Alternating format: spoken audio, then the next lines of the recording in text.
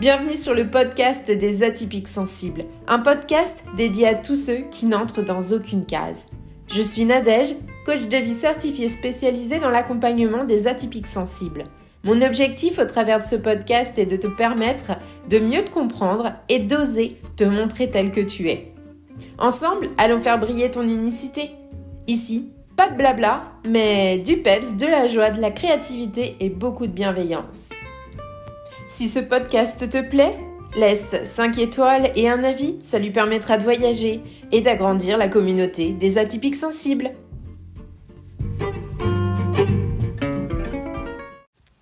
Aujourd'hui, dans ce 6e épisode, on va aller balayer les différents types de fatigue. J'en avais parlé dans l'un des épisodes précédents.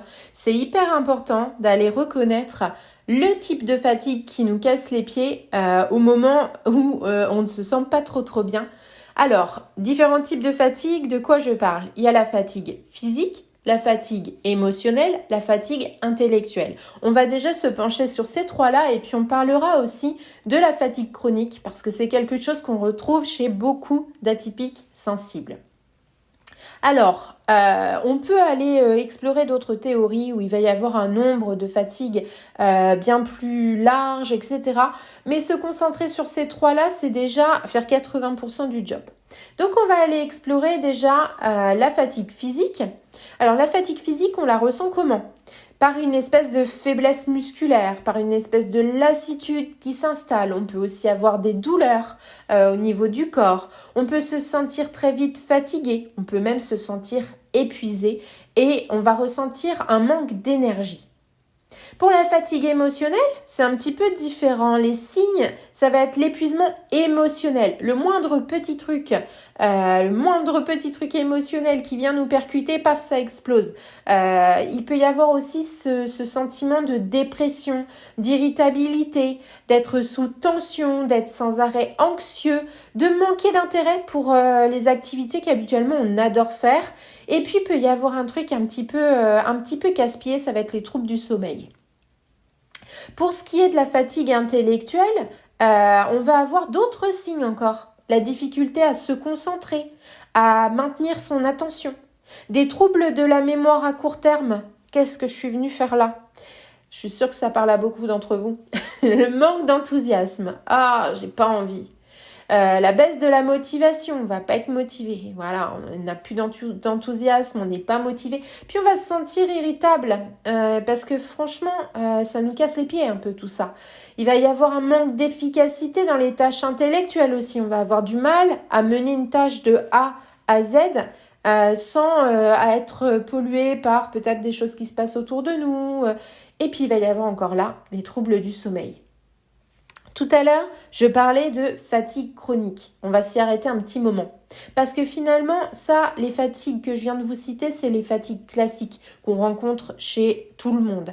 Mais la fatigue chronique, c'est vraiment une forme de fatigue qui vient persister pendant plusieurs mois, qui peut affecter de nombreux aspects de la vie quotidienne et y compris les activités professionnelles, sociales, familiales. C'est vraiment quelque chose qui va venir impacter tous nos domaines de vie. La fatigue chronique, elle peut être causée par plein de choses.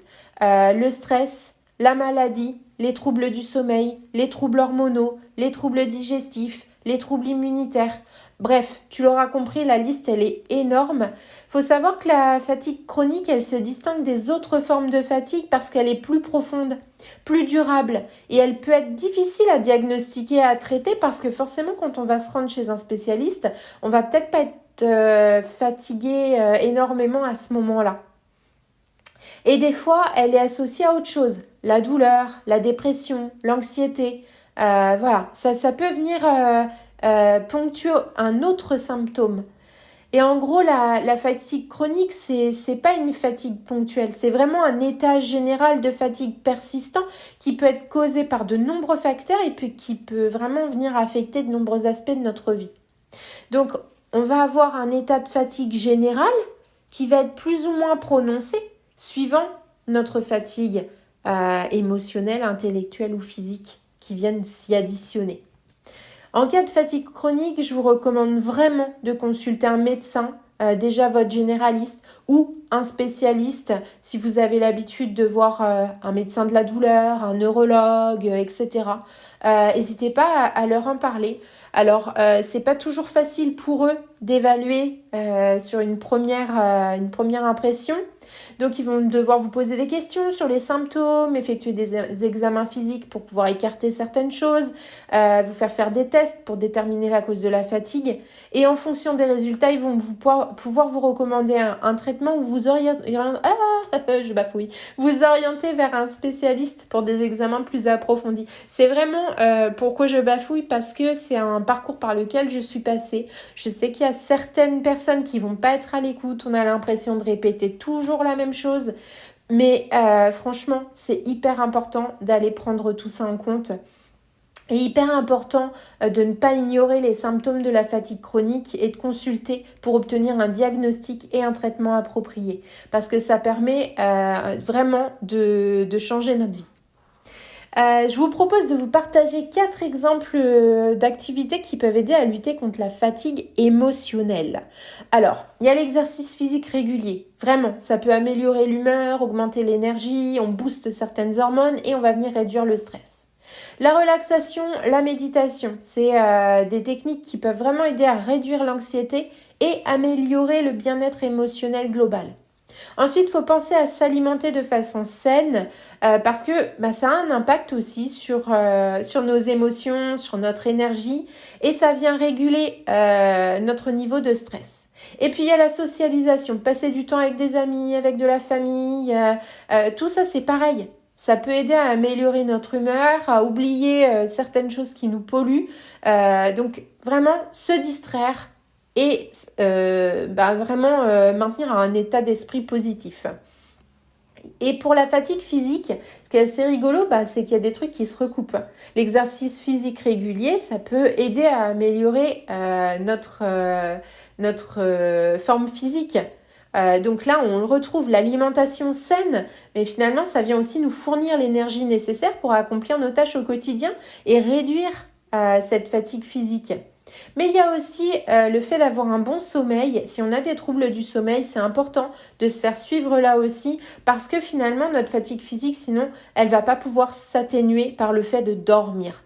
Il va falloir aussi accepter de prendre des pauses régulières. Je sais que c'est pas facile quand on a envie de faire plein de trucs et qu'on en a toujours plein à faire. Mais prendre des pauses, c'est accepter de perdre du temps pour en gagner. C'est accepter de se sentir mieux et du coup d'être beaucoup plus efficace. Pour la fatigue intellectuelle, là encore, on va voir des petites choses qu'on a déjà vues qui vont servir aussi à réduire la fatigue intellectuelle.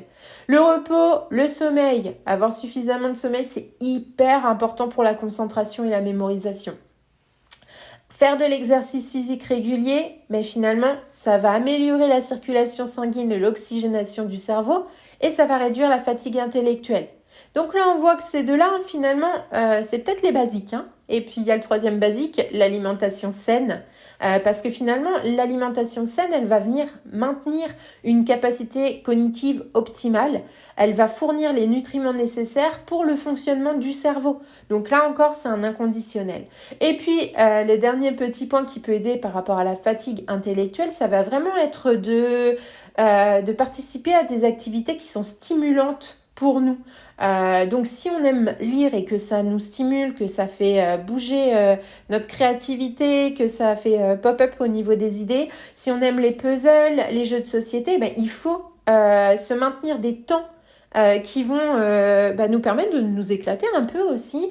Si c'est parti partager, je sais pas, un cours de danse, de zumba, de n'importe quoi, que ce soit intellectuel, physique, que ce soit plus des activités émotionnelles. Je vais taper dans un sac de boxe parce que j'ai besoin de ce temps-là de décharge et que c'est une activité qui me stimule.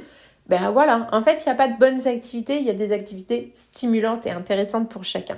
Donc tout ça, c'est hyper important parce que ça va permettre de booster la concentration et la mémorisation. Voilà ce que j'avais envie de vous partager sur ces différents types de fatigue qui sont hyper importantes à prendre en compte parce qu'on a toujours l'impression que on est fatigué, il est temps d'aller dormir.